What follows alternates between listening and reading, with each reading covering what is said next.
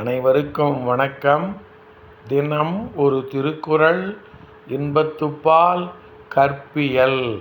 அதிகாரம் 133. ஊடல் உவகை. குறள் எண் 1325. தவறிலர் ஆயினும் தாம் வீழ்வார் மென்தோல் அகறலின் நாங்கொன்று உடைத்து. தவறிலர் ஆயினும் தாம் வீழ்வார் மென்தோல் அகறலின் நாங்கொன்று உடைத்து.